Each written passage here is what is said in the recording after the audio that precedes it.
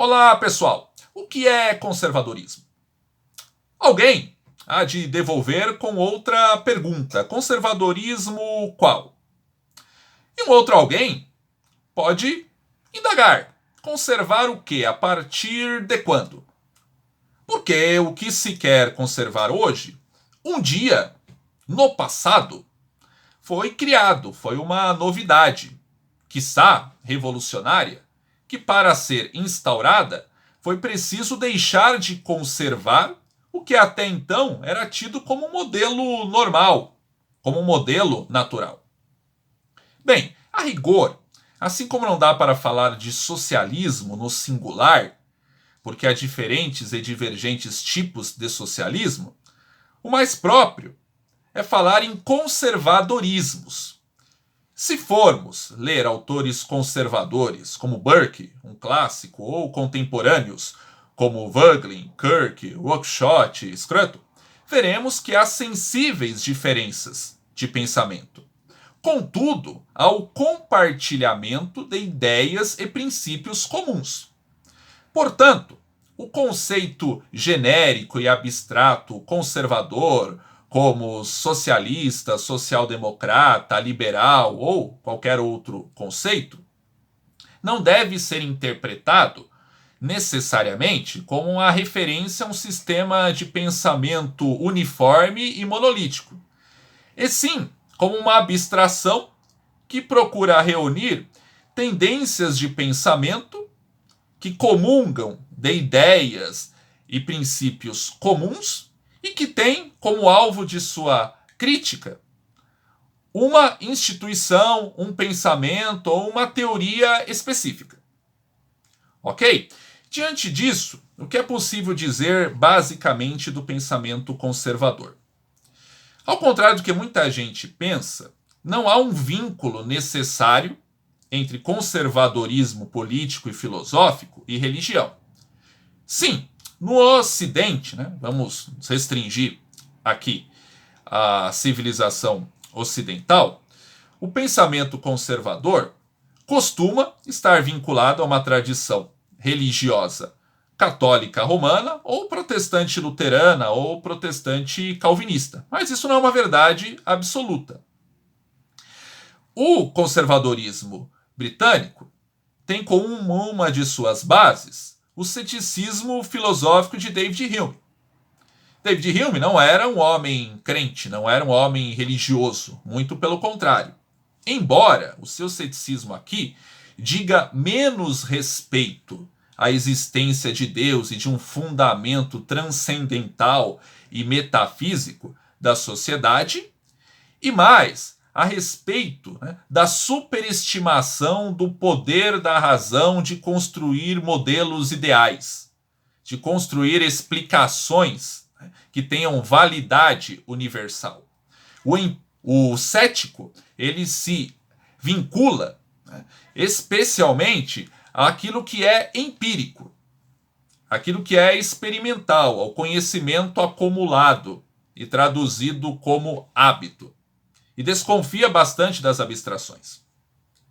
Ciente disso, o pensamento conservador, ele busca conservar hábitos, tradições, arranjos sociais e instituições que têm sobrevivido ao longo do tempo e têm passado pelo teste da história.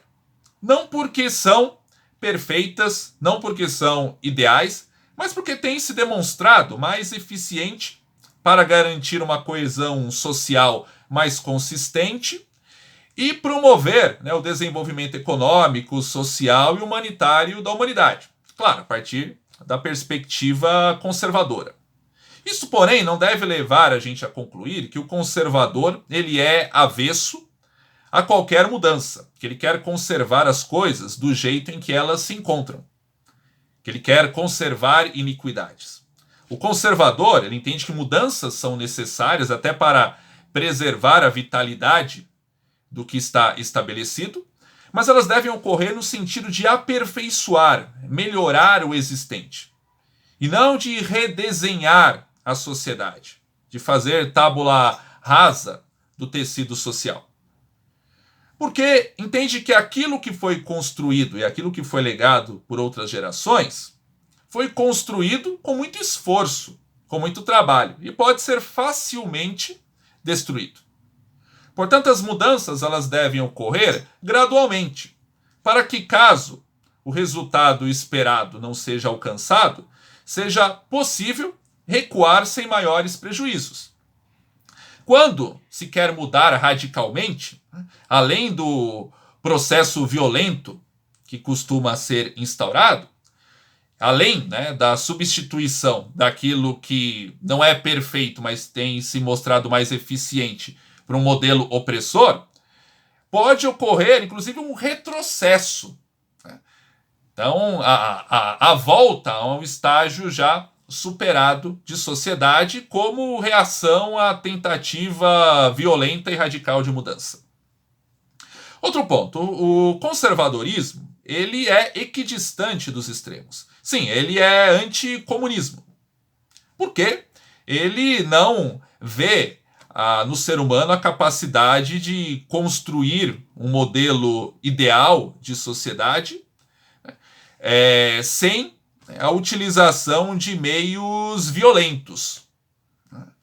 E ele desconfia também desse ideal, porque o pensamento conservador se assenta numa visão realista ou pessimista do ser humano, que o considera como corruptível, como imperfeito, como moralmente ambíguo. Então, nada que o ser humano produza está imune à corrupção. Nada que o ser humano produza é perfeito. Por outro lado, ele também se opõe ao extremismo de direita, como fascismo e nazismo. Se é verdade que ele não crê num futuro ideal, ele também não crê que no passado houve uma sociedade ideal. Não há uma idade de ouro a ser resgatada. Ele não tem saudade de um paraíso perdido. Isso é importante salientar porque muita gente confunde conservadorismo com reacionarismo.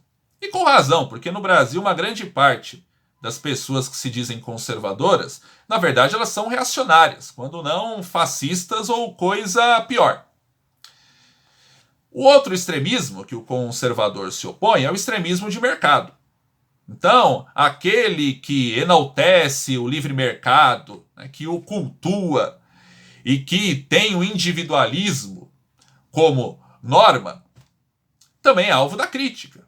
Porque entende que a individualidade ela é preciosa, mas ela não existe no vácuo, ela não existe fora do espaço público e também dissociada de um sistema de valores. Quando a individualidade ela está dissociada de um sistema de valores, ela se transforma em individualismo, e conspira contra a própria existência da individualidade. Já pensou se todo mundo resolve ser individualista? O que isso vai virar? Certamente aquele que é mais forte, que tem mais recurso, vai impor a sua vontade. O mesmo em relação ao mercado. O conservador considera que o mercado é o sistema mais eficiente para gerar riqueza, mas não é perfeito, tem falhas. Portanto, precisa estar condicionado por um sistema de valores e precisa, sim, do contrapeso do Estado. Caso contrário, ele entra num processo de autofagia que abre espaço, cria ocasião para reações extremistas à direita ou à esquerda. Ok? Agradeço a todas e todos. Até o nosso próximo encontro. Um grande abraço.